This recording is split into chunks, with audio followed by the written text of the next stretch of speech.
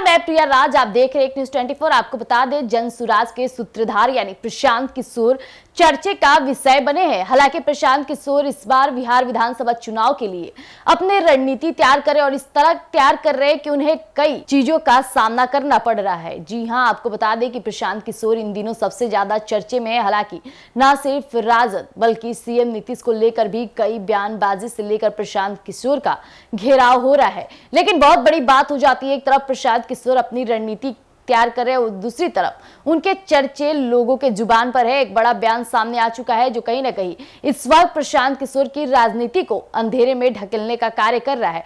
तो आइए हम आपके बीच साझा करते हैं कि आखिर मामला क्या है।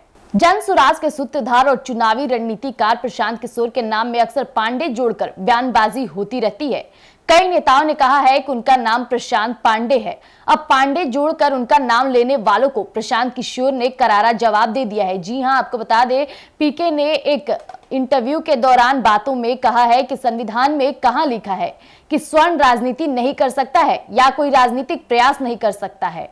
इतना ही नहीं, एक सवाल के जवाब में प्रशांत किशोर ने आगे कहा कि आपने मुझे कहा पांडे जी के लड़के, तो नीतीश कुमार जिस समाज से आते हैं उनको कुर्मी कहा जाता है। तो कुर्मी समाज की संख्या बिहार में कितनी है? मेरा जातियों में यकीन नहीं है, मेरे नाम में पांडे नहीं है, लेकिन लोग राजनीति के लिए ये बातें फैला रहे हैं। अगर आप ब्राह्मणों की संख्या जोड़े तो बिहार में कुर्मियों से ज्यादा है। इतना ही नहीं, प्रशांत किशोर ने यह भी कहा कि अगर कोई कुर्मी समाज का आदमी बिहार को लीड कर सकता है तो कोई ब्राह्मण, कुशवाहा, नूनिया, सहनी, मुसहर या पासवान क्यों नहीं कर सकता है। जिन लोगों ने यह भ्रम फैला रखा है कि अगर आपकी जाति की संख्या नहीं होगी तो आप कैसे चुनाव लड़ोगे, कैसे चुनाव जीतोगे, तो कुमार नीतीश की जाति की संख्या कितनी है? बता दें कि चुनावी रणनीतिकार प्रशांत किशोर बराबर अलग अलग जिलों में जाकर लोगों से मिल रहे हैं। 2025 के बिहार विधानसभा चुनाव में जनसुराज से 243 सीटों पर उम्मीदवार उतारने का पीके ने ऐलान भी कर दिया है। इससे पहले वो 2 अक्टूबर को जनसुराज को पार्टी में तब्दील करेंगे। उन्होंने कहा है कि 243 सीटों में से 40 पर मुस्लिम उम्मीदवारों को मौका देंगे। उसी तरह महिलाओं का भी ख्याल रखा गया है। अब देखना होगा कि चुनावी रणनीतिकार प्रशांत किशोर किस हद तक सफल हो पाते हैं। इस बीच पीके ने बिहार में होने वाले उपचुनाव में भी रामगढ़ से प्रत्याशी उतारने का ऐलान कर दिया है। तो जैसा कि अभी आपने सुना, प्रशांत किशोर बड़े दावे करते हैं। हालांकि प्रशांत किशोर को लेकर लोग कई बड़ी क्यासे लगाए जा रहे हैं।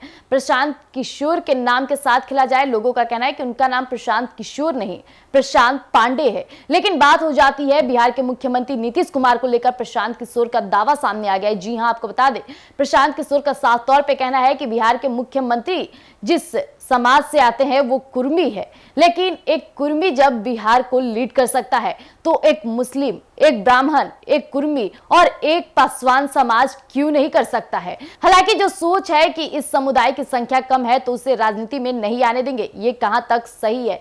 लेकिन आपको बता दें, प्रशांत किशोर 2025 विधानसभा चुनाव के लिए अपनी कमर कस चुके हैं। 2 अक्टूबर को आगामी वो अपने पार्टी को लेकर बड़ा ऐलान भी करेंगे। यहां तक आपको बता दें, उपचुनाव में भी रामगढ़ से वो अपने प्रत्याशी को लेकर बड़ा ऐलान कर दिए।